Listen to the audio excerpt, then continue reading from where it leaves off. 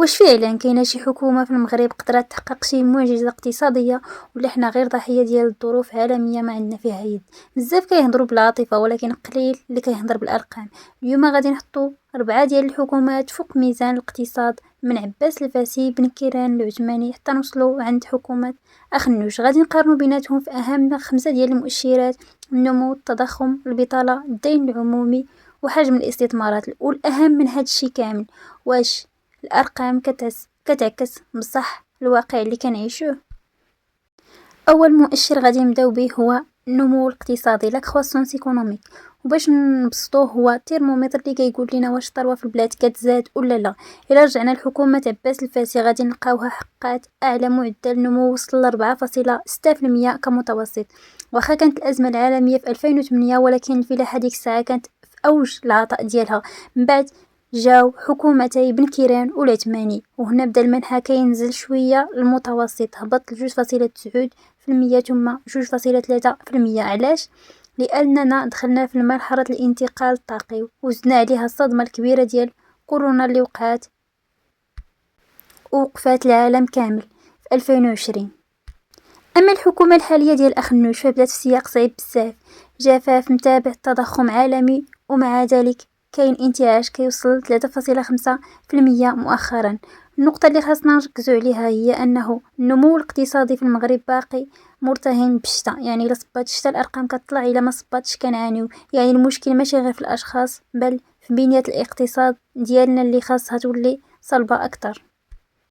دابا ندوزو للموضوع اللي كيحرق الراس والجيب: التضخم. المغرب لسنوات طويله كان تلميذ مجتهد في استقرار الاسعار. التضخم ما كانش كيفوت 2%، يعني من وقت عباس الفاسي حتى لنهايه ولايه العثماني كانت الامور تحت السيطره تقريبا.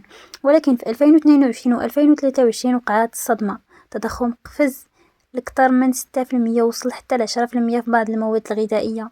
هنا الاراء كتقسم: كاين اللي كيقول هذه حكومة الغلا، وكاين اللي كيشوفها نتيجة منطقية لحرب أوكرانيا، غلاء المحروقات والجفاف اللي نشف لينا الأرض، وحتى بعد كوفيد 19 كورونا. التحليل الاقتصادي كيقول لنا أن الحكومة الحالية لقات راسها قدام تضخم مستورد. وباش نكونوا منصفين، البنك المغربي دار مجهود كبير وطلع سعر الفائدة باش يفراني هاد الموجة. وفعلا في 2024 و 2025 بدينا كنرجعوا لمستويات معقولة، أقل من 1%. ولكن السؤال هنا: واش واخا هبط التضخم الأسعار رجعت كيف ما كانت؟ طبعا لا، وهذا هو التحدي الحقيقي. إلا كان التضخم كيمس الجيب، فالبطالة كتمس الكرامة والمستقبل. وهنا الأرقام كتعطينا صورة مقلقة شوية. من في 2008 حتى 2019 كانت نسبة البطالة مستقرة نوعا ما في 9%، وخا ما كانش كتهبط بزاف، ولكن كان واحد النوع من التوازن. ولكن مع الحكومة الحالية وصلنا الأرقام ما شفناهاش هذه 20 عام. النسبة تجاوزات 13%. علاش وقع هذا الانفجار؟ السبب ماشي بسيط كيف كيتخيل البعض. كاين جوج ديال العوامل: اولا الجفاف اللي ضرب العالم القروي بقوه، وهذا خلى بزاف ديال الناس اللي كانوا كيخدموا في الفلاحه يفقدوا الشغل ديالهم وينسحوا للمدن. ثانيا الاقتصاد ديالنا باقي ما كيخلقش فرص شغل كافيه للشباب حاملي الشواهد، واخا كاينين استثمارات كبيره. هنا كيطرح السؤال: واش برامج بحال اوراش وفرصه كانت كافيه باش تمتص هذا الغضب، ولا خاصنا مراجعه جذريه لطريقه خلق الشغل في المغرب؟ بزاف منا كيسمع الدين العمومي وكيجيهم الخلعه، كيسحب ليهم المغرب غارق. ولكن في الاقتصاد الدين بحال الكريدي العادي ديال الدار. الا خديتيه باش تبني وتكبر مشروعك راه مزيان، ولا خديتيه غير باش تاكل تشرب هنا فين كاين الخطر.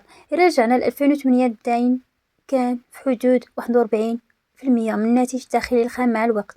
وباش المغرب يبني الطرقات، الموانئ ومحطات طاقه بحال النور ديال وزازات، هاد النسبة بقات كتعلى حتى فاتو 70% في السنوات الأخيرة.